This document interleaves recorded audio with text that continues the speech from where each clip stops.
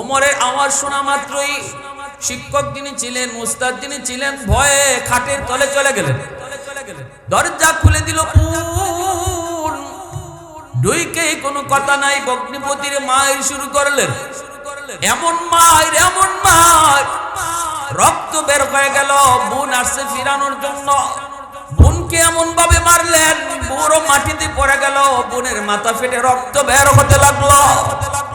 এইবার বোন, উমরের বোন রক্ত হাতে নিয়ে বলতেছে, ভাইয়া, ও ভাইয়া শুনো, তুমি যেই বাপের পোলা, আমি এই বাপের মাইয়া। তোমার গায়ে যেমন রক্ত, আমার গায়ে তেমন রক্ত। তোমার যেমন রাগ, আমারও এমনই রাগ। রক্ত আমাদের এক। ভাইয়া ভালো করে শুনো, মারতে মারতে এখানে শহীদ করে ফেলতে পারো, আমাদের জান চলে যেতে পারে, তাও মেনে নিব। কিন্তু যেই ধর্মের সন্ধান পেয়েছি, যেই সত্য ধর্মের সন্ধান পেয়েছি, যেই সত্য নবীর সন্ধান পেয়েছি, যেই সত্য কিতাব কোরআনের সন্ধান পেয়েছি, এই সত্য ধর্ম থেকে এক চুল পরিমাণ সর্বনাশ। মুসলমানের আওয়াজ কো আল্লাহু আকবার, আর জোরে আল্লাহু আকবার। এই কথা বলা মাত্রই হযরত ওমর সাথে সাথে তিনি শান্ত হয়ে গেলেন, মারামারি বন্ধ করে দিলেন।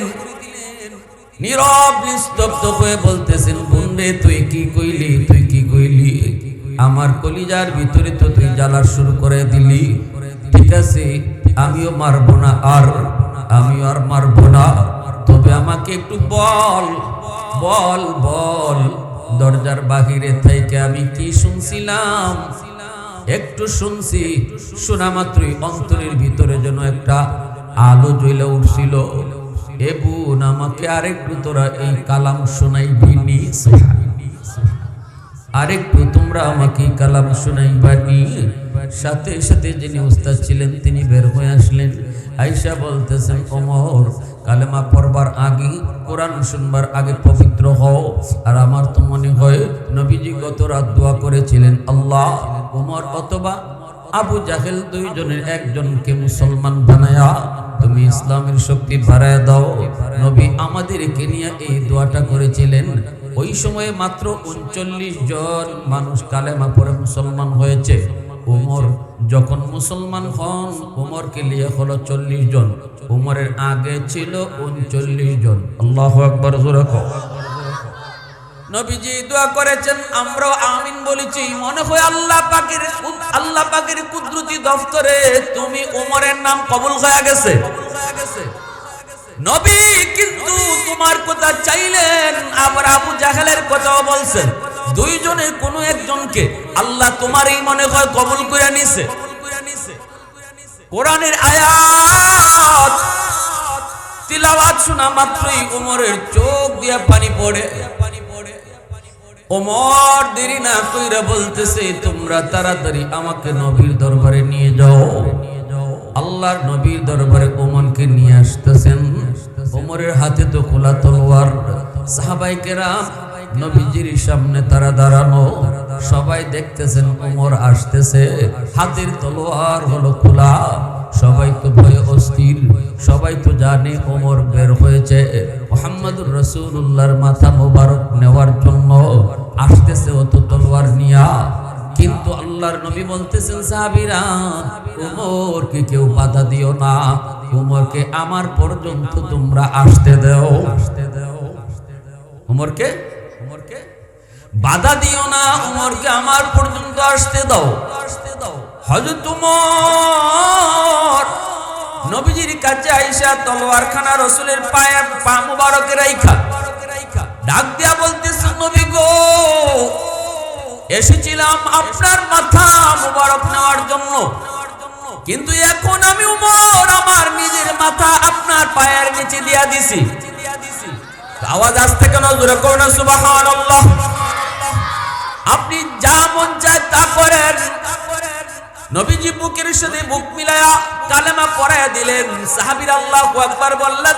আকাশের ফেরেশতারা পর্যন্ত ওমরের কালেমা গ্রহণে তাকবীরের আওয়াজ উঠায় দিছে।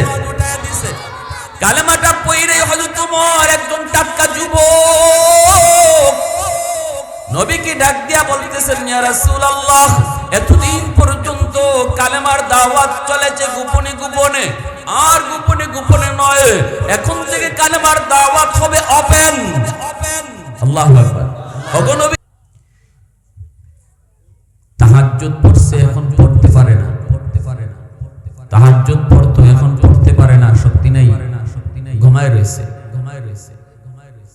আল্লাহ পাক ফেরেশতাদেরকে তখন ডাক দিয়া বলেন, ফেরেশতারা শোনো, আমার বান্দা যদিও ঘুমায় রইল, কিন্তু যতদিন তার গায়ে শক্তি ছিল ততদিন তো সে তাহাজ্জুদের নামাজ পড়ছে, রেগুলার তাহাজ্জুদ পড়তো। আজ আমার বান্দার গায়ের শক্তি নেই, আমি তারে বৃদ্ধ বানাইছি, আমি আল্লাহ তার গায়ের শক্তি নিয়ে নিছি, নিজে নিজে পুরা হয় নাই, নিজে নিজে শক্তি ক্ষয় নাই, বয়সের সাথে সাথে আমি আল্লাহ তাকে দুর্বল করে দিয়েছি। অতএব আজও যদি আমার বান্দার গায়ে শক্তি থাকতো, আজও আগের মতোই সে তাহাজ্জুদ পড়তো। দেখো না বান্দা কেমন আফসোস করে। ফেরেশতারা শুন, যদিও আমার বান্দা ঘুমায় রইছে, যদিও বিছানা থেকে উঠতে পারে না, তবুও যতদিন সে তাহাজ্জুদ পড়তো, শক্তি যতদিন ছিল, ওই তাহাজ্জুদের সওয়াব তার আমলনামায় উঠায়া দাও। এজন্য একজন যুবক যৌবনে আল্লাহর ওলি হয়ে যায়। লা ওয়ারআকাল কাফি আও কামা ক্বালান নবী আলাইহিস সালাম। আল্লাহর নবী বলেন, যেই বয়সে যেই শক্তি থাকে গুনাহ করার সুযোগ থাকে গুনাহ করার, কিন্তু গুনাহ করে না, আল্লাহর বয়সে গুনাহ করে না, ওই মানুষটা সে আল্লাহর ওলির তালিকায় নাম লিখায়। যুবকের শক্তি ছিল, সামর্থ্য ছিল গান বাজনার আয়োজন করার। আজকে এই বিনাটি উত্তরপাড়া মিয়াবাড়ির যুবকরা চাইলে ওরা গান বাজনার আয়োজন করতে পারতো, চাইলে ওরা ওয়াজ মাহফিলের আয়োজন নাও করতে পারতো, খেলাধুলার আয়োজন করতে তারা পারতো। যেই যুবক যৌবনে মন চায় তার গান করার, কিন্তু গান গায় না, গান করায় না, আল্লাহর বয়সে কোরআনের মাহফিলের আয়োজন করে, ওই যুবক যৌবনী আল্লাহর ওলির তালিকায় নাম ওঠা। বন্ধুরা তাকে চাইলো গুনাহ করাইতে, বন্ধুরা তারে চাইলো জিনা ব্যভিচার করাইতে, বন্ধুরা তারে ডাকলো চুরি ডাকাতি করতে, বন্ধুরা তারে ডাকলো নেশার দিকে নিতে, কিন্তু যেই যুবক যৌবনের পাগলা গোড়ার লাগাম টেনে ধরলো, মন চাইলো গোড়াকে দৌড় দিতে, কিন্তু দৌড় দেওয়াইলো না, আল্লাহর ভয়ে যৌবনের পাগলা গোড়াকে লাগাম টেনে ধরলো। যৌবনে তার মসজিদে পাওয়া গেল, যৌবনে তার মাথায় টুপি দেখা গেল, যৌবনে তার মুখে নবী সুন্নাত দাড়ি পাওয়া গেল, যৌবনে যেই যুবককে বাপ মার সেবা করতে পাওয়া যায়, যৌবনে যেই যুবককে মুরব্বীদের সম্মান করতে দেখা যায়, উলামায়ে কেরামকে তাজিম করতে পাওয়া যায়, ওই যুবক যৌবনে সে আল্লাহর ওলি হয়ে যায়। এই জমিনে যত আল্লাহর ওলি হইছেন, আল্লাহর গোলাম, প্রত্যেকে কিন্তু ওলির দপ্তরের নাম লেখাইছেন যৌবন কালে। এজন্যই যৌবন কালটা হলো ওলি হওয়ার বয়স। একজন যুবকের সেজদা যদি এক পাল্লায় রাখা হয়, আর হাজারো বৃদ্ধ মানুষের সেজদা এক পাল্লায় রাখা হয়, যুবকের সেজদার পাল্লা ভারী হয়ে যায়। সাবাতুন ইউযিল্লুহুমুল্লাহু ফি যিল্লিহি ইয়াওমা লা যিল্লা ইল্লা যিল্লুহু, ইমামুন আদিল ওয়া রাজুলুন শাবুন নাশা ফি ইবাদাতি রাব্বিহি। হাশরের ময়দানে আল্লাহ পাক আল্লাহর আরশের ছায়ার নিচে যে 7 দল মানুষকে আল্লাহ মেহমান বানাবে, ওই 7 দল মানুষের ভিতরে এক দল হবে ওই যুবকগুলি, যে যুবক যৌবনে আল্লাহর গোলামি করত, যৌবনে আল্লাহর ডরায় চলত, যৌবনে সে গুনার দিকে যাইত না, যৌবনে বন্ধুদের সাথে নেশা খাইতো না, ওই যুবক যৌবনেশী হাসরের ময়দানে আল্লাহর আরশের ছায়ার নিচে মেহমান হবে। আওয়াজ দিয়া কও না সুবহানাল্লাহ। মুসলমানের আওয়াজে কও আল্লাহু আকবার, আর জোরে আল্লাহু আকবার। প্রশংসা করব কার? আরো জোরে মালিকের নাম কার? ওয়াহদাত কি হিফাজত নেহি বেকুওয়াত বাজু, वहदत की हिफाजत नहीं बेकुवत बाजू, आती नहीं कुछ कमी हक़ खुदा दाद, आती नहीं कुछ कमी हक़ खुदा दाद। ऐ मर्द खुदा तुझको कुव्वत नहीं हासिल, जा बैठ किसी गार में अल्लाह को करिया, जा बैठ किसी गार में अल्लाह को करिया। ये सच है कि बातिल की तरफदार नहीं हम, गद्दार न समझो गम गद्दार नहीं हाँ। फूलों की तो नरम मिजाज अपना है नाज़ुर, हम तेरी नहीं नेज़ा व तलवार नहीं हाँ, हम तेरी नहीं नेज़ा व तलवार नहीं हाँ। मुसलमाনের আওয়াজ কো আল্লাহু আকবার। আমার আপনার নবী রহমতের নবী মায়ার নবী যখন মক্কায় কালেমার দাওয়াত দেওয়া শুরু করলেন, বয়স্ক নেতারা যারা ছিল নবীর বিরোধিতা শুরু করলো। আবু জাহেল উতবা সাইবা লিডারগুলি নবীর বিরোধিতা করলো, বয়স্করা বিরোধিতা করলো।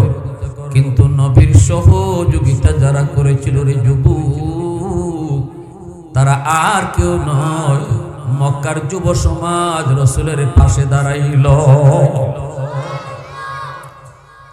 যুব সমাজ রাসূলকে সাপোর্ট।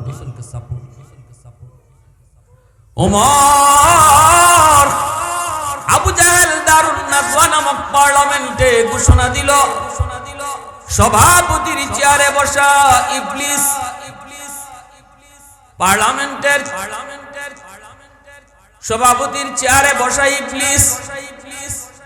আবু জাহেল হইল সংসদ নেতা, ইবলিস হইল স্পিকার।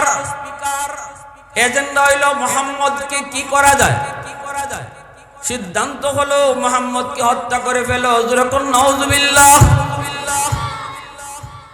আপনারা বলুন তো, আমার আপনার নবী বন্ধু কার? একটু জোরে কও না কার? বন্ধুরে হত্যা করার প্ল্যান চলবে, আর বন্ধু তাকায় তাকায় দেখবে, এটা তো বন্ধুত্ব হতে পারে না। আমার আপনার নবী আল্লাহ পাকের বন্ধু, বন্ধুকে তারা হত্যা করে ফেলবে, এটা কোনোভাবেই তো আল্লাহ মেনে নিতে পারেন না। আবু জাহেল ঘোষণা দিল, কে আছো এমন মুহাম্মদের কল্লা আনতে পারবা? সাথে সাথে ওমর, তখনও তিনি কালেমা পড়ে মুসলমান হন নাই, তলোয়ারটা উঠায় বলতেছেন, আমি ওমর পারবো।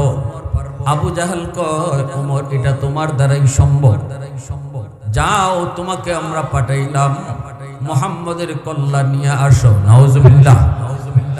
আমরা তোমাকে লাল গালিচার সংবর্ধনা দিব, ফুলের মালা নিয়ে মক্কার রাজপথে তোমাকে ঘুরব, তোমাকে নিয়ে মিছিল দিব। যা বেটা যা। আবু জাহেল কয়, যা যা, তোমার দ্বারা এটা সম্ভব। ওমর বের হয়েছেন নবীজির মাথা মুবারক নেওয়ার জন্য। সাহাবী একজনের সাথে দেখা, সংক্ষেপে বলে ফেলি, কই যাও? কয় মুহাম্মদের কল্লা আনতে। কয় মুহাম্মদুর রাসূলুল্লাহর কল্লা পরে আনবা, আগে নিজের ঘরের খবর নেও। কয় আমার ঘরের আবার কি খবর? কয় তোমার বোন, তোমার ভগ্নিপতি, তারা দুজন কালেমা পড়ে মুসলমান হয়ে গেছে। মুহাম্মদুর রাসূলুল্লাহর মাথা মোবারক যদি তুমি আনতে যাও, মনে রেখো মুহাম্মদের বংশ কিন্তু তোমার ছাড়বে না, আগে নিজের ঘর তুমি ঠিক করো। ওমর আল্লাহর নবীর বাড়ির দিকে রওনা না দিয়া বোনের বাড়ির দিকে রওনা দিলেন। যায় দেখেন দরজা বন্ধ, ভিতরে বোন ভগ্নিপতিকে নবীর আরেকজন সাহাবী তারা কোরআন পড়া শিখাইতেছেন, আল্লাহর কালাম পড়া শিখাইতেছেন। হযরত ওমর দরজার পাশে যাইয়ে তিনি কোরআন তিলাওয়াতের আওয়াজ শুনলেন। শোনা মাত্রই তো তার মাথা গরম হয়ে গেল। দরজা খোলো। ওমরের আওয়াজ শোনা মাত্রই শিক্ষক যিনি ছিলেন, উস্তাদ যিনি ছিলেন, ভয়ে খাটের তলে চলে গেলেন। দরজা খুলে দিল। দুইকে কোনো কথা নাই, ভগ্নিপতির মায়ের শুরু করলেন। এমন মায়ের, এমন মায়ের, রক্ত বের হয়ে গেল। বোন আসছে ফিরানোর জন্য, বোনকে এমন ভাবে মারলেন, বুড়ো মাটিতে পড়ে গেল। বোনের মাথা ফেটে রক্ত বের হতে লাগলো। এইবার বোন, উমরের বোন রক্ত হাতে নিয়ে বলতেছে, ভাইয়া, ও ভাইয়া শুনো, তুমি যেই বাপের পোলা, আমি এই বাপের মাইয়া। তোমার গায়ে যেমন রক্ত, আমার গায়ে তেমন রক্ত। তোমার যেমন রাগ, আমারও এমনই রাগ। রক্ত আমাদের এক। ভাইয়া ভালো করে শুনো, মারতে মারতে এখানে শহীদ করে ফেলতে পারো, আমাদের জান চলে যেতে পারে, তাও মেনে নিব। কিন্তু যেই ধর্মের সন্ধান পেয়েছি, যেই সত্য ধর্মের সন্ধান পেয়েছি, যেই সত্য নবীর সন্ধান পেয়েছি, যেই সত্য কিতাব কোরআনের সন্ধান পেয়েছি, এই সত্য ধর্ম থেকে এক চুল পরিমাণ সর্বনাশ। মুসলমানের আওয়াজ তো আল্লাহু আকবার, আর জোরে আল্লাহু আকবার। এই কথা বলা মাত্রই হযরত ওমর সাথে সাথে তিনি শান্ত হয়ে গেলেন, মারামারি বন্ধ করে দিলেন। নীরব নিস্তব্ধ হয়ে বলতেছেন, বোনরে তুই কি কইলি, তুই কি কইলি? আমার কলিজার ভিতরে তো তুই জ্বালা শুরু করে দিলি। ঠিক আছে, আমিও মারবো না, আমিও আর মারবো না, তবে আমাকে একটু বল বল বল, দরজার বাহিরে থেকে আমি কি শুনছিলাম? একটু শুনছি। শোনা মাত্রই অন্তরের ভিতরে যেন একটা আলো জ্বলে উঠছিল। এ বোন, আমাকে আরেকটু তোরা এই কালাম শোনাইবি, আরেকটু তোমরা আমাকে কালাম শোনাইবানি। সাথে সাথে যিনি উস্তাদ ছিলেন তিনি বের হয়ে আসলেন। আয়েশা বলতেছেন, ওমর, কালেমা পড়বার আগে, কোরআন শুনবার আগে পবিত্র হও। আর আমার তো মনে হয় নবীজি গত রাত দোয়া করেছিলেন, আল্লাহ ওমর অথবা আবু জাহেল দুইজনের একজনকে মুসলমান বানায়া তুমি ইসলামের শক্তি বাড়ায় দাও। নবী আমাদেরকে নিয়ে এই দোয়াটা করেছিলেন। ওই সময়ে মাত্র 39 জন মানুষ কালেমা পড়ে মুসলমান হয়েছে। উমর যখন মুসলমান হন, উমরকে নিয়ে হলো 40 জন। উমরের আগে ছিল 39 জন। আল্লাহু আকবার, জোরে কও। নবীজি দোয়া করেছেন, আমরাও আমিন বলেছি। মনে হয় আল্লাহ পাকের কুদরতি দফতরে তুমি উমরের নাম কবুল হয়ে গেছে। নবী কিন্তু তোমার কথা চাইলেন, আবার আবু জাহেলের কথাও বলছেন। দুইজনের কোন একজনকে আল্লাহ তোমারই মনে হয় কবুল করে নিছে। কোরআনের আয়াত তিলাওয়াত শোনা মাত্রই উমরের চোখ দিয়ে পানি পড়ে। ওমর দেরি না কইরা বলতেছে, তোমরা তাড়াতাড়ি আমাকে নবীর দরবারে নিয়ে যাও। আল্লাহর নবীর দরবারে ওমরকে নিয়ে আসতেছেন। ওমরের হাতে তো খোলা তলোয়ার। সাহাবায়ে কেরাম নবীজির সামনে তারা দাঁড়ানো, সবাই দেখতেছেন ওমর আসতেছে, হাতের তলোয়ার হলো খোলা। সবাই তো ভয়ে অস্থির, সবাই তো জানে ওমর বের হয়েছে মুহাম্মদুর রাসূলুল্লাহর মাথা মোবারক নেওয়ার জন্য। আসতেছে অত তলোয়ার নিয়া। কিন্তু আল্লাহর নবী বলতেছেন, সাহাবীরা, ওমরকে কেউ বাধা দিও না, ওমরকে আমার পর্যন্ত তোমরা আসতে দাও। ওমরকে বাধা দিও না, ওমরকে আমার পর্যন্ত আসতে দাও। হযরত ওমর নবীজির কাছে আয়েশা তলোয়ারখানা রাসূলের পায়ে পা মুবারকে রাইখা ডাক দিয়া বলতেছে, নবী গো, এসেছিলাম আপনার মাথা মুবারক নেওয়ার জন্য, কিন্তু এখন আমি ওমর আমার নিজের মাথা আপনার পায়ের নিচে দিয়া দিছি। আওয়াজ আসতে কেন? জোরে করুন সুবহানাল্লাহ। আপনি যা মন চায় তা করেন। নবীজি বুকের সাথে বুক মিলায়া কালেমা পড়ায়া দিলেন। সাহাবীরা আল্লাহু আকবার বললেন। আকাশের ফেরেশতারা পর্যন্ত ওমরের কালেমা গ্রহণে তাকবীরের আওয়াজ উঠায় দিছে।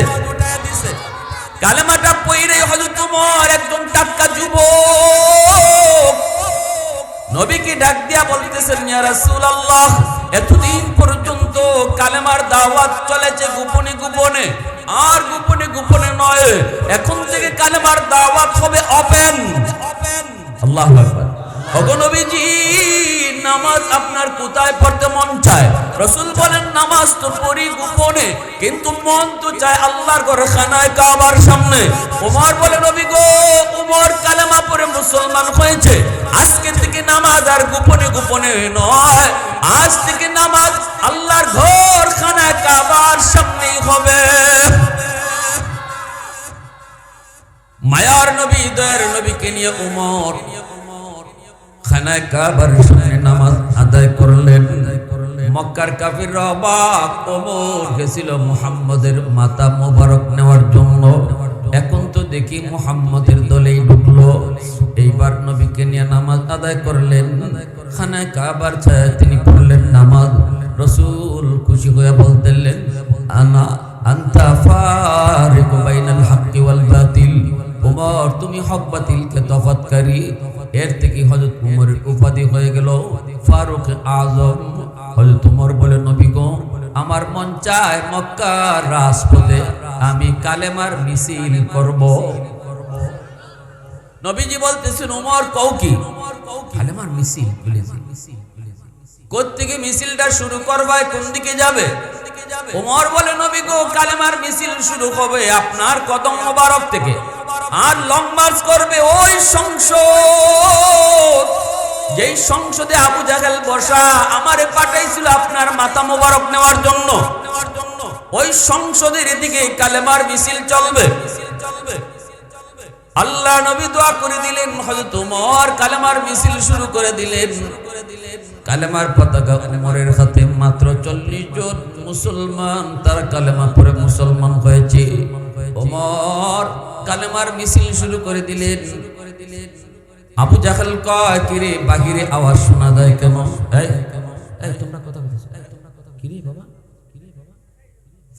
তোমরা কথা বললে আওয়াজ শোনা দরকার নেই, কিন্তু চলে যাও, এমনিতেই সময় কম, আমার মনোযোগ নষ্ট করো।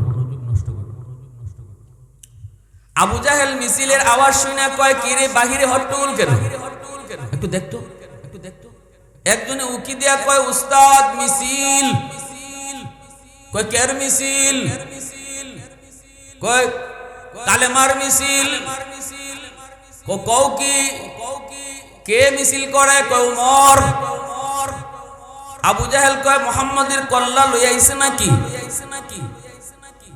এমনি আবু জাহেলের চালায় কয়, না, মুহাম্মদের কল্লা তো আনে নাই, কিন্তু মিছিলের নমুনায় মনে হয় আপনার কল্লাটা নেওয়ার জন্য আসতেছে।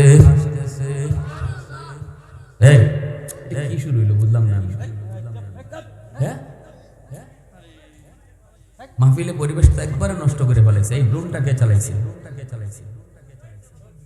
লা ইলাহা ইল্লাল্লাহ, জুরে লা ইলাহা ইল্লাল্লাহ।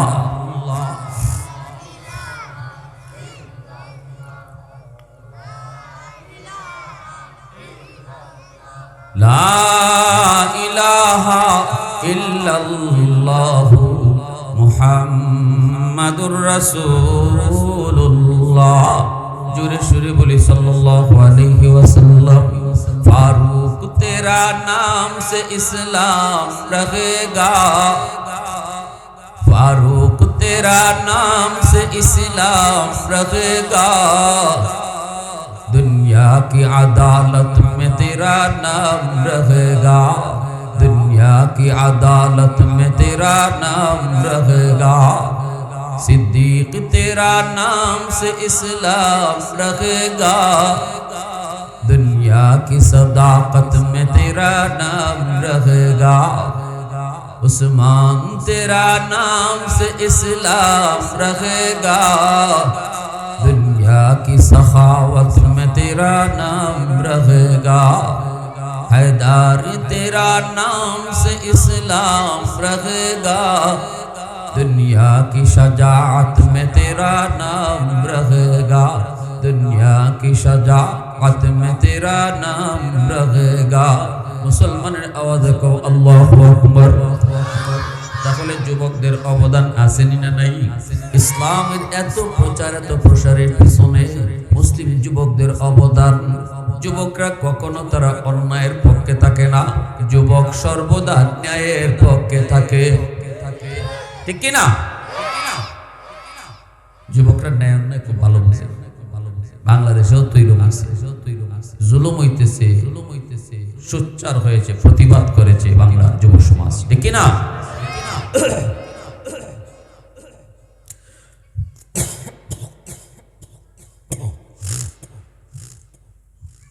এই যে তালিমুল কোরআন মাদ্রাসা, তালিমুস সুন্নাহ, আমরা যারা এখানে মা বাবা আছি ভালো করে মনে রাখবেন, মুরগির বাচ্চা জন্ম নিলে মুরগি হয়, মানুষের বাচ্চা জন্ম নিলে মানুষ হয় না, তারে মানুষ বানাইতে হয়। মানুষ বানানোর শিক্ষা হলো কোরআনের শিক্ষা, মানুষ বানানোর শিক্ষাই হলো কোরআনের শিক্ষা। এই কথাটা আল্লাহ পাক পবিত্র কোরআনুল কারীমের সূরাতুর রহমানে আল্লাহ পাক এই কথা ইঙ্গিত দিয়েছেন। আল্লাহ বলেন আর রহমান আল্লামাল কুরআন খালাকাল ইনসান। আল্লাহ বলেন জানোনি রহমান কে? রহমান হচ্ছেন তিনি যিনি কোরআন শিক্ষা দিয়েছেন, মানুষ সৃষ্টি করেছেন। এতে করে আল্লাহ বুঝাই দিলেন কোরআনের শিক্ষার দ্বারা মানুষ মানুষ হয়, কোরআনের শিক্ষার দ্বারা মানুষের সন্তান মানুষ হয়,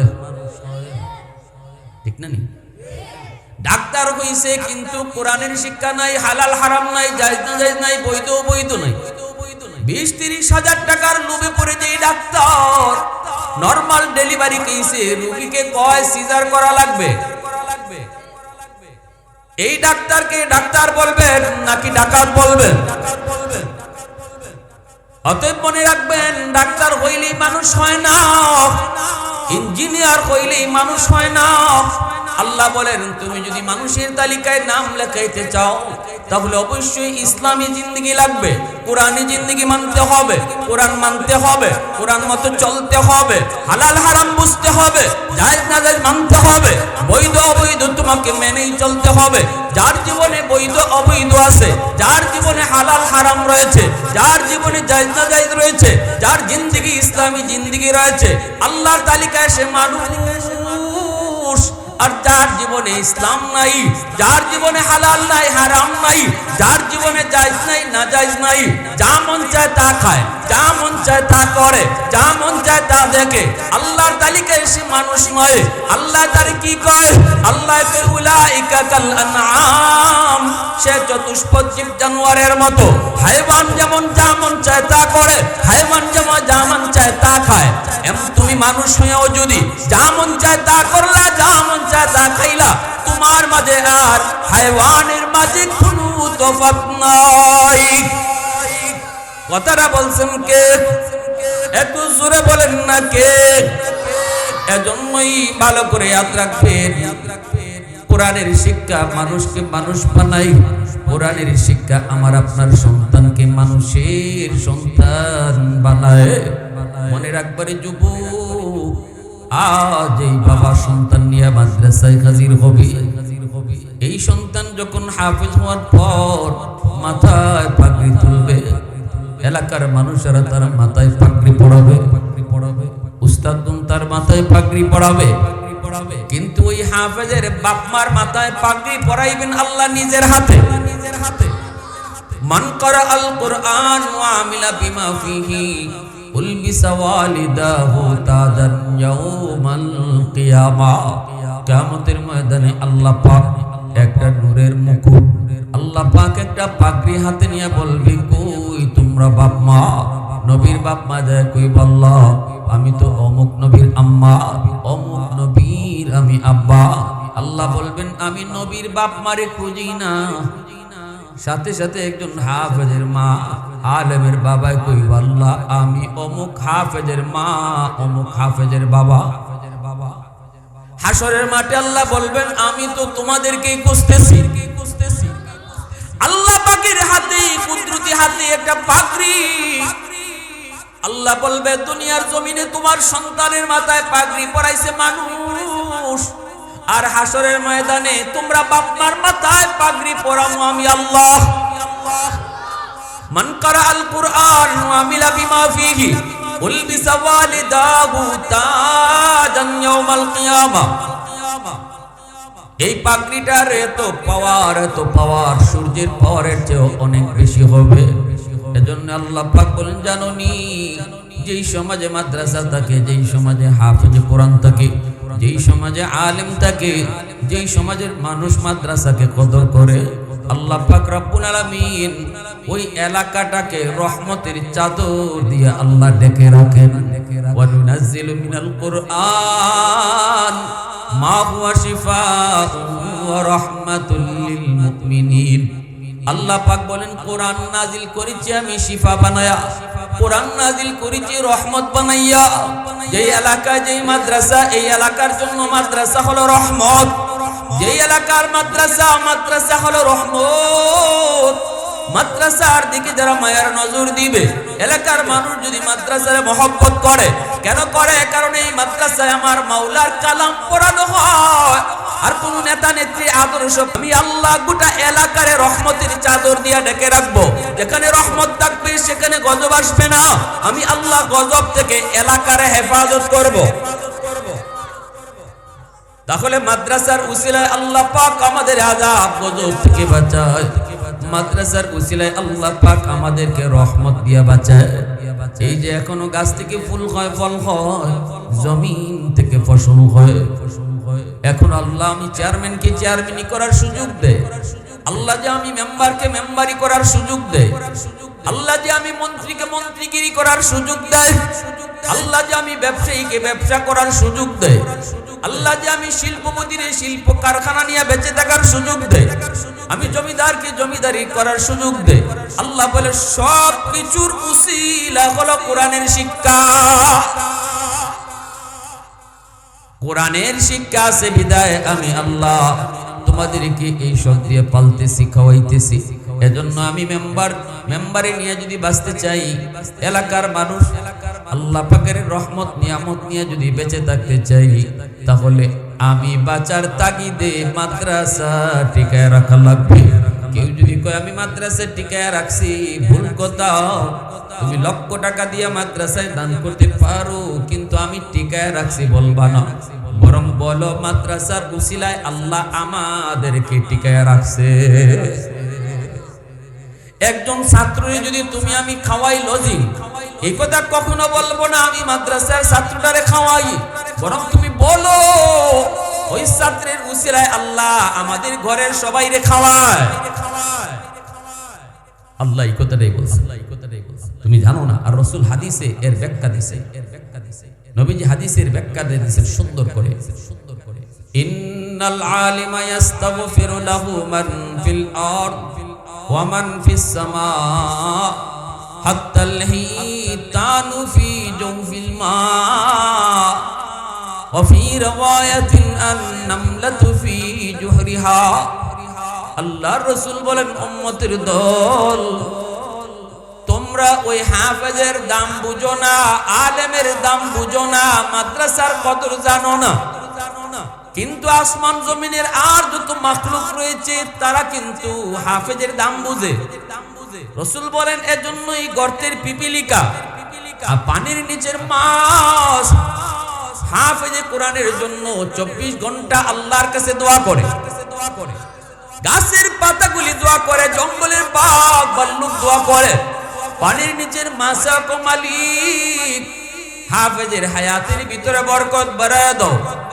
উলামায়ে কেরাম তুমি হায়াতের ভিতরে বরকত বাড়ায় দাও। আল্লাহ সমাজে তুমি মাদ্রাসা কবুল করে নাও।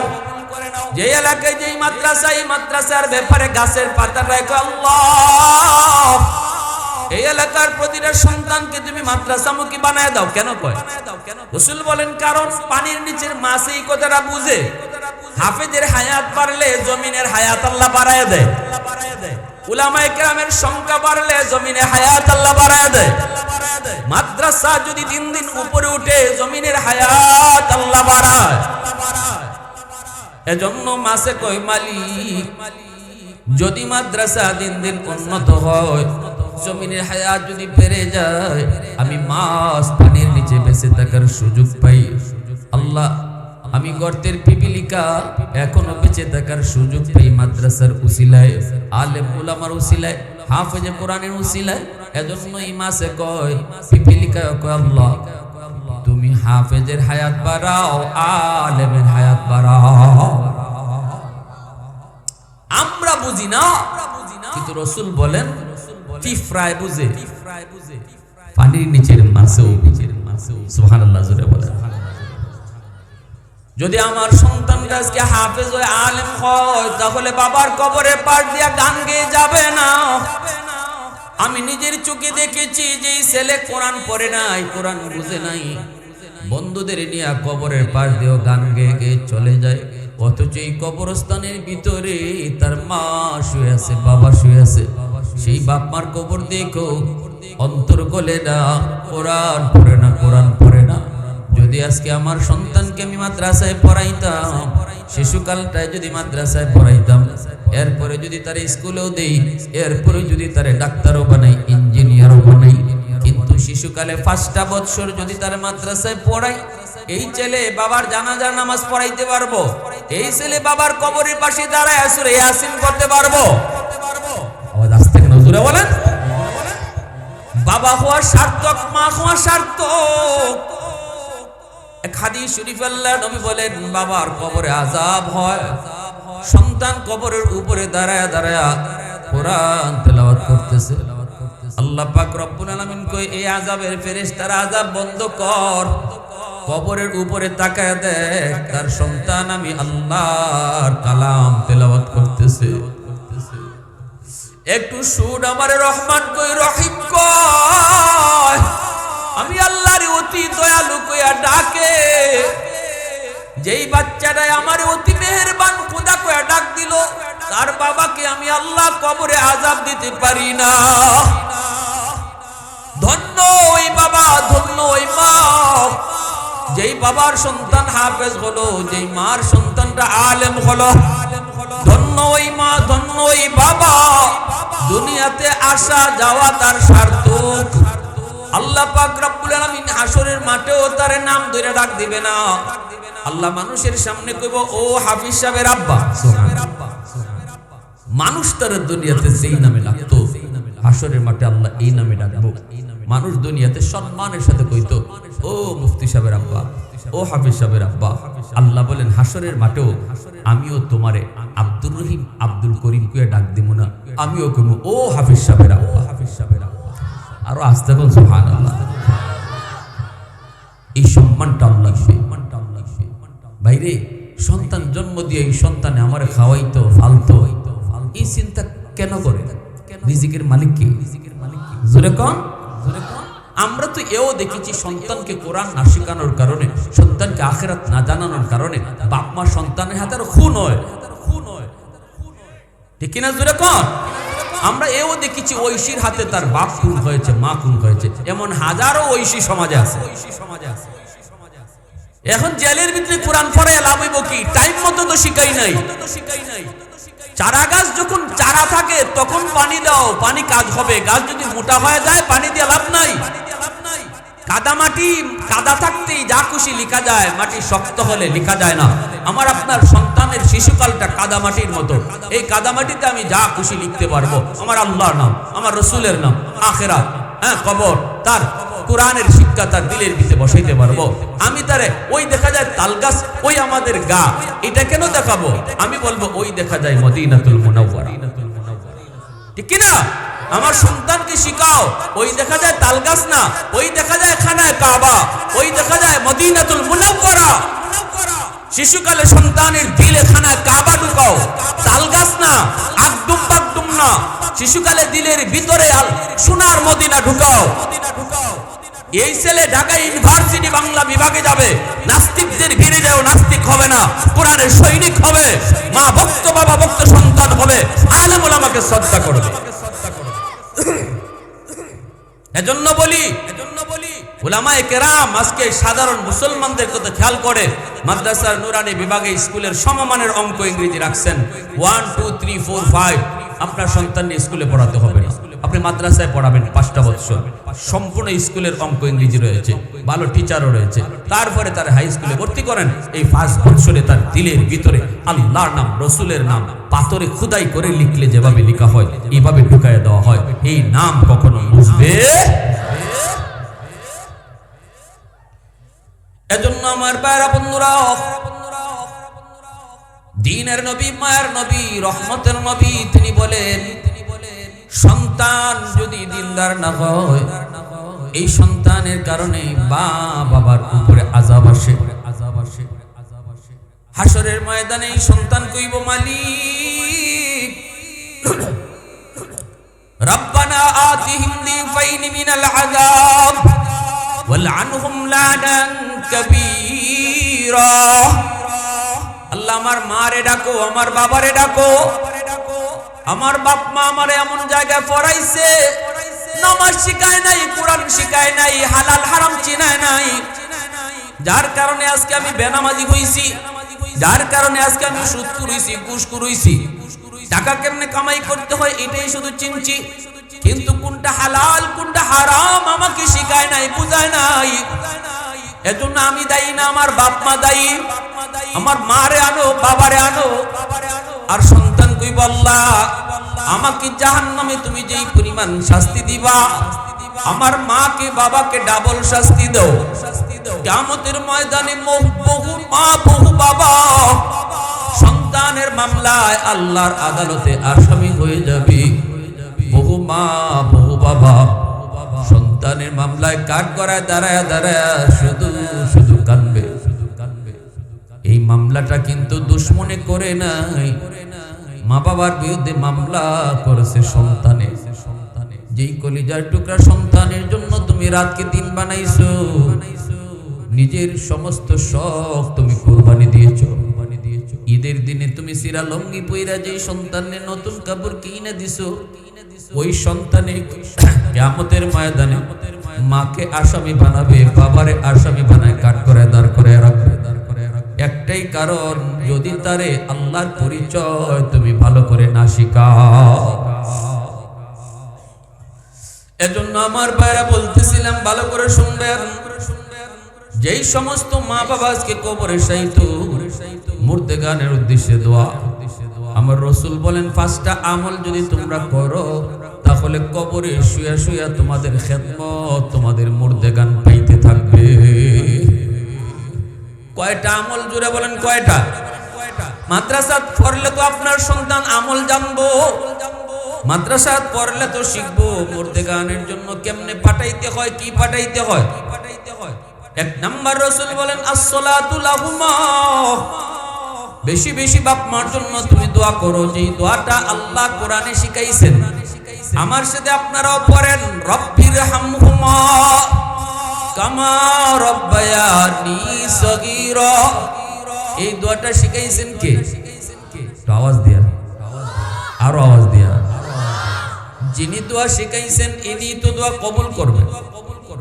যিনি কবুল করবেন ইনি যদি দোয়া শিখায় দেয় তাহলে বোঝা গেল এইভাবে দোয়া করলে 100% কবুল।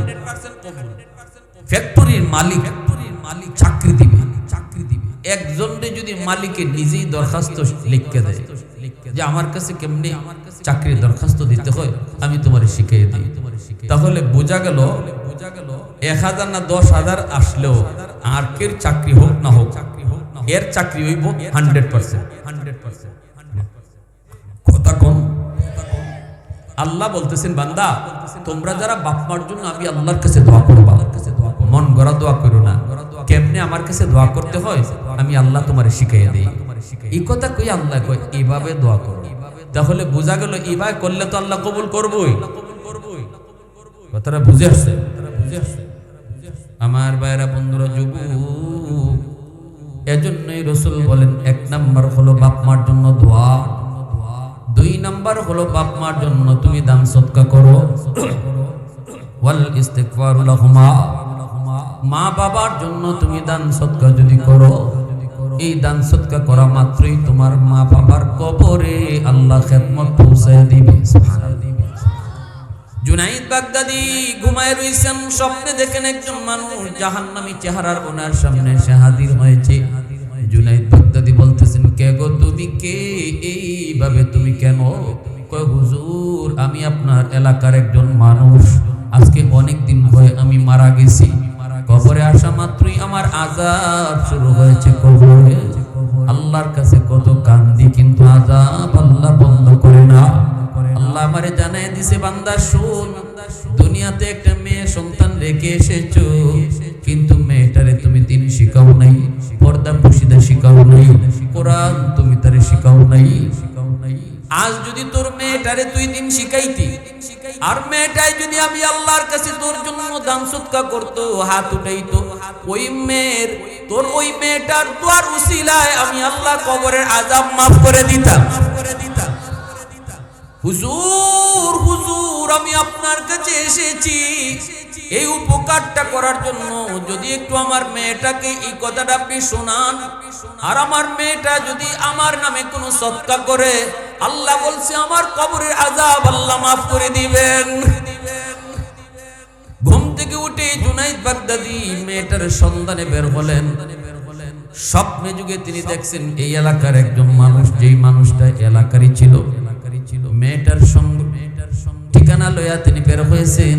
এলাকার মানুষেরা কয়, হুজুর এই মেয়ের কাছে আপনি যাইবেন না, মেয়েটার চরিত্র ভালো না, এই মেয়েটা অনেক খারাপ, অনেক খারাপ, অনেক যুবকের চরিত্র নষ্ট করেছে, আপনি মেয়েটার কাছে যাবেন না।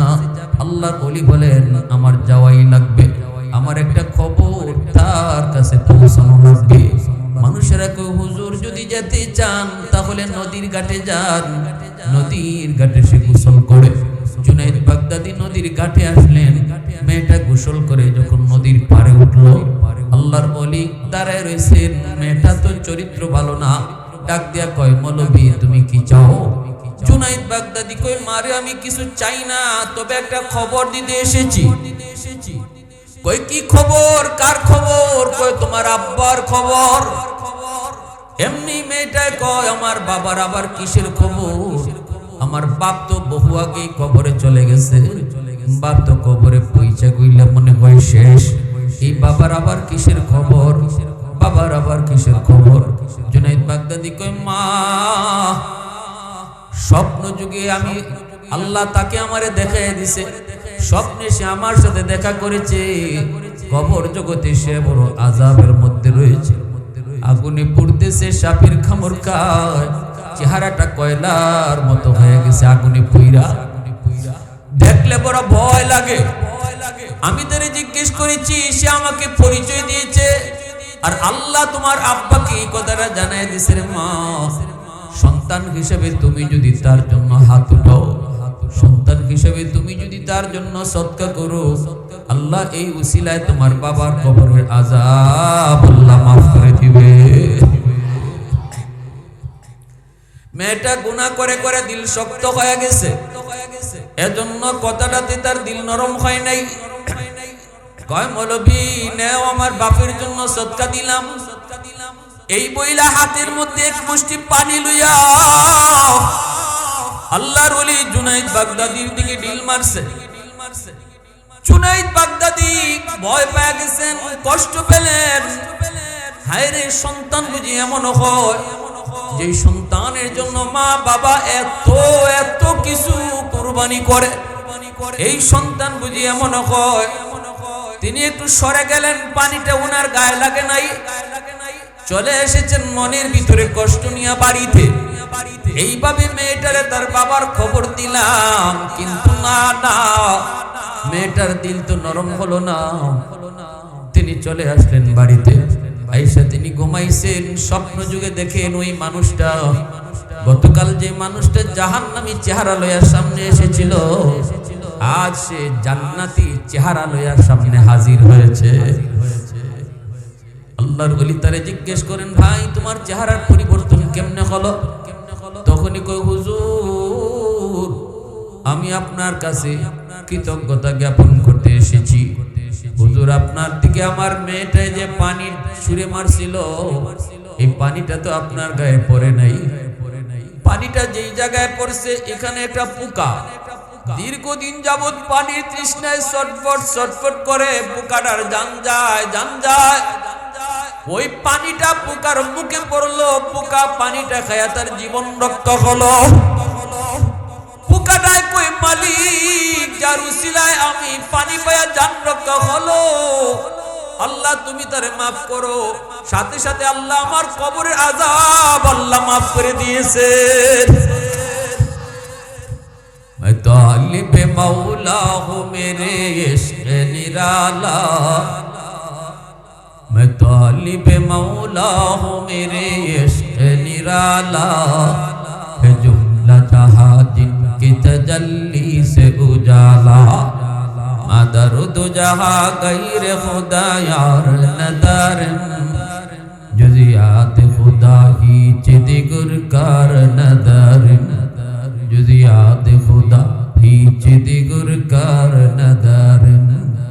তাহলে বাপ মার নামে দান করলে, মুর্দে গানের নামে যদি দান সদকা করা হয়, আল্লাহ রসুল বলে সাথে সাথে মুর্দার কবরে তোমার খেদমত আল্লাহ পৌঁছে দেয়। জোরে কন্না সুবহানাল্লাহ। রসুল বলছেন পাঁচটা আমলের কথা, দুইটা আমল গেল। আচ্ছা, দুইটা আমল, একটা আমল হলো দোয়া করা, দুই নম্বর আমল হলো তাদের জন্য দান সদকা করা, তিন নম্বর আমল হলো ইনফাযু আহদিহিমা মিন বাদিহিমা।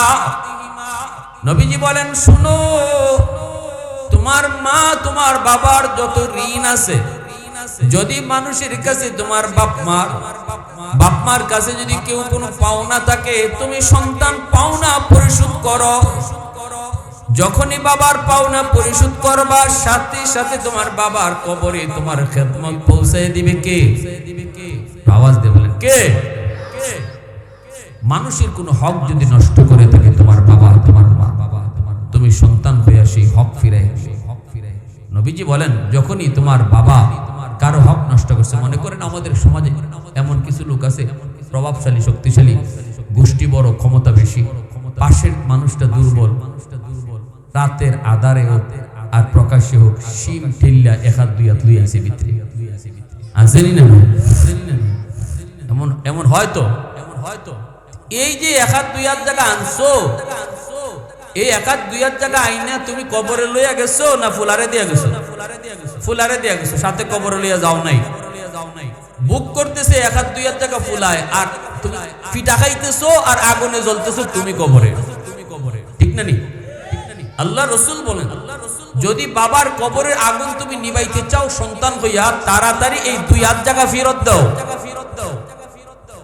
এই দুই তিন হাত জায়গা ফেরত না দিয়া তুমি বাবার মরণের পরে যদি 10টা 20টা গরু জবাই করে জিয়াফত করো, এলাকার সব মানুষে খাওয়াও, তবুও বাপের কবরের আগুন নিবে। কষ্ট হয়েছে আপনাদের? হ্যাঁ, আমাদের সমাজে এমন আবার কিছু ভাই আছে, বাপ মরার পরে বোনের হক দেয় না। এমন আসেনি না নাই? বড় ভাই একটু সালা কইলে ছোট ভাইরে ঠগায়, আরেক ভাই বিদেশ, এক ভাই দেশ, বিদেশ থেকে টাকা পাঠাইছে, দেশের ভাইয়ে নিজের গাঠি মোটা করছে। এখন এই সব কিছু যত যা কিছু তুমি আরেক ভাইয়ের হক হোক, প্রতিবেশীর হক হোক, বোনের হক হোক, তুমি যেগুলো আত্মসাৎ করছো, এই কারণে আজকে তোমার কবরে আগুন জ্বলছে। তুমি সন্তান যদি চাও বাবার কবরে কিছু পাঠাইতে, আল্লাহ রসুল কয় আগে যাদের হক নষ্ট করছে ফেরত দাও। আগে কি করো? এরপরে গরু জব করো। আগে ফেরত দাও, এরপরে গরু জব করে মানুষে খাওয়াও। আমাদের সমাজে সব চলছে উল্টা, নিজের মন গড়া। ঠিক না নি? মন গড়া চলছে। আল্লাহ রসুল বলেন এটা করো, যদি দেখো তোমার ফুফুদের হক নষ্ট করেছে তোমার বাবা, বাবা আজকে দুনিয়ায় নাই, ফুফুরে ডাকো, ফুফাতো ভাই বোনকে ডাকো, ডাইকা তাদের হক তুমি বুঝাইয়া দাও।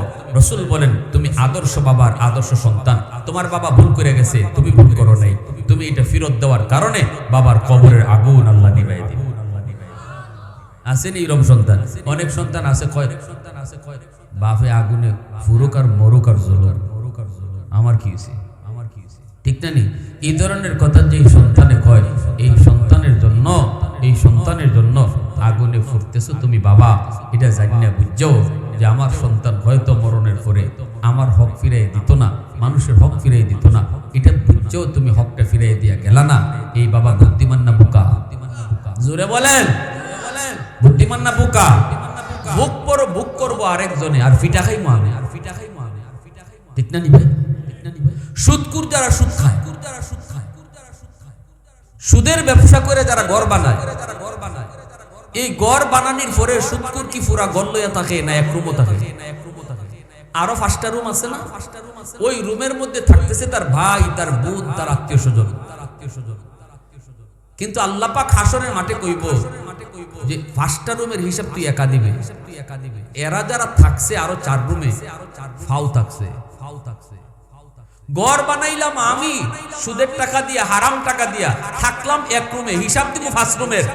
এটা জানার পরেও হারাম টাকায় যে ঘর বানায়, এ বুদ্ধিমান না বোকা?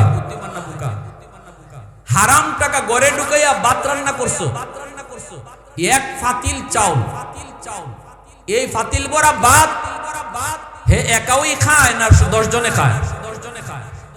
হিসাব নিব আল্লাহ তার কাছ থেকে। একা খাইলো কয়জনে? 10 জনে। খাইলো 10 জনে, হিসাব দিব সে একা। এটা বুঝার পরেও, জানার পরেও যে হারাম টাকা দিয়া বিবি বাচ্চা, বউ বাচ্চা, ভাই বেরাদর ফালতেছো, এ বুদ্ধিমান না বোকা? আওয়াজ আসতে কেন? জোরে বলেন। এর থেকে সোজা বাংলা ওয়াজার আছে, সহজ কথা। এজন্য আল্লাহ রাসূল বলছেন, শোনো, মুর্দেগানের উদ্দেশ্যে যারা ওয়াজ করাইতে চাও, কি কি করবা মুর্দার লাগি শোনো। 1 নাম্বার দোয়া, 2 নাম্বার দান সদকা, 3 নাম্বার তাদের কোনো ফাওনা থাকলে, মানুষের কোনো ফাওনা তাদের কাছে থাকলে, বাপ মা যদি কারো হক নষ্ট করে থাকে, হকটা ফিরিয়ে দেওয়া। 4 নম্বরে রাসূল বলেন, সিলাতুর রাহমিল্লাতি লা তুসালু ইল্লা বিহিমা। 4 নম্বরে রাসূল বলেন, যদি মা বাবার আত্মীয় স্বজন দুনিয়াতে জীবিত থাকে, তাদের খোঁজ খবর তুমি নিতে থাকো। বাবা দুনিয়ায় নাই, কিন্তু বাবার রক্তের মানুষ রয়েছে। বাবার রক্তের মানুষ হলো চাচা, বাবার রক্তের মানুষ হলো ফুফু, বাবার রক্তের মানুষ হলো দাদা, বাবার রক্তের মানুষ হলো চাচাতো ভাই বোন, ফুফাতো ভাই বোন। নবীজি বলেন, যখনই তুমি বাবার রক্তের কোনো মানুষকে সাহায্য করবা, অথবা ফোন দিয়া কইবা, চাচা আপনি কেমন আছেন, রাসূল বলেন যেন বাবার কবরে তুমি ফোন লাগাইছো। আজকে আমাদের সমাজে কিছু মানুষ নিজে যদি ধনী হয়ে যায়, শিল্পপতি হয়ে যায়, তাহলে রক্তের মানুষের কথা ভুলে যায়। আপন জন্যে চিনেই না, গরিব যদি হয় চাচাতো ভাই পরিচয় দিতে চায় না। কিছু কথা মনে কইলিতেছে হিট দিয়া, কত আপনার কষ্ট পাইতেছে। আমি তো আল্লাহ রাসূলের হাদিস শুনাইতেছি, মন করা কথা না, রাসূল যে হাদিসটা কইছেন হাদিসটা শুনাইতেছি। আজকে উদ্দেশ্য আপনাদের মুর্দেগানের স্মরণে, কবরবাসীদের স্মরণে। নবীজি বলেন, বাবার কবরে যদি কিছু পাঠাইতে চাও, বাবার রক্তের মানুষের খোঁজ খবর নাও। যখনই তুমি বাবার রক্তের মানুষটার খবর নিবা, অথবা তারে ফোন দিয়া কইবা, চাচা আপনি কেমন আছেন, দাদা আপনি কেমন আছেন, ফুফু আপনি কেমন আছেন, ফুফাতো ভাই বোনের খবর নিয়ে কইবা, কিরে তোরা কেমন আছো। রাসূল বলেন, যেন বাবার কবরে তুমি ফোন লাগাইছো, বিপদে পড়ছে ফুফু সাহায্য করছো, যেন বাবার কবরে তুমি সাহায্যটা পাঠায় দিছো। আল্লাহ রাসূল বলেন, মা দুনিয়াতে নাই, কিন্তু মার রক্তের মানুষ কারা কারা আছে খোঁজ খবর নাও। মার রক্তের মানুষ হলো মামা, মার রক্তের মানুষ হলো খালা, মার রক্তের মানুষ হলো নানা নানি, মামাতো ভাই বোন, খালাতো ভাই বোন।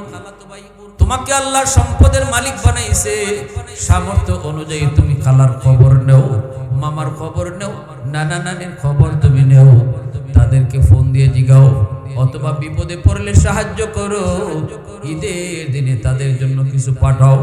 রাসূল কয় যখনই তুমি মার রক্তের মানুষের কাছে কিছু পাঠাইছো, যেন মার কবরে তুমি পাঠায় দিছো। সুবহানাল্লাহ, আল্লাহ রাসূল কি ওয়াজটা করছেন, কি দামি ওয়াজ। এরপরে রাসূল বলেন ৫ নাম্বার আমল ইকরামু সাদিকিহিমা মিন বাদিহিমা। ৫ নাম্বার আমলটা আমি ৫টা আমল জিগাই মাঠ থেকে যে কোনো একজন, কেউ যদি সিরিয়াল বাই সিরিয়াল কইতেই পারো, আমি আমার পকেট থেকে পুরস্কার দেব। আমি আরেকবার কইমু ৫টা আমল, এরপরে দেখবো কে কইতে পারে। ৫ নাম্বার আমলটার কথা রাসূল বলেন, বাবার বন্ধু বান্ধব কারা কারা দুনিয়া আছে খবর নেও। বাবার বন্ধু যারা আছে তাদেরকে যদি বাবার মতো শ্রদ্ধা করো, তাহলে বাবার কবরে আল্লাহ তোমার খেদমত পৌঁছায় দিবে। বাবার বয়সের মানুষকে বাবার মতো শ্রদ্ধা কইরো, বাবার বয়সের মানুষের সাথে বেয়াদবি করিস না যুবক, তাহলে বাবা কবরে শুয়ে কষ্ট পায়। আর বাবার বয়সের মানুষকে যদি তুমি বাবার মতো সম্মান করো, রাসূল বলেন তোমার খেদমত, এই খেদমতটা আল্লাহ তোমার বাবার কবরে পৌঁছায় দিবে। মা দুনিয়াতে নাই, কিন্তু মার বান্ধবী কারা কারা আছে তুমি খবর নেও। মা যাদের সাথে চলতো তাদেরকে পাইলে পরে মার মতো তুমি শ্রদ্ধা করো, তাদের সম্মান করো, তাহলে মার কবরে আল্লাহ তোমার খেদমত পৌঁছে দিবে। এজন্যই তো আল্লাহর নবী রহমতের নবী একদিন আম্মাদান আয়েশা সিদ্দিকা রাদিয়াল্লাহু তাআলা আনহাকে নিয়া রাসূল খাইতে বসছেন। নবীজির সামনে হলো অনেকগুলি রুটি, রাসূল খাইতে পারেন না।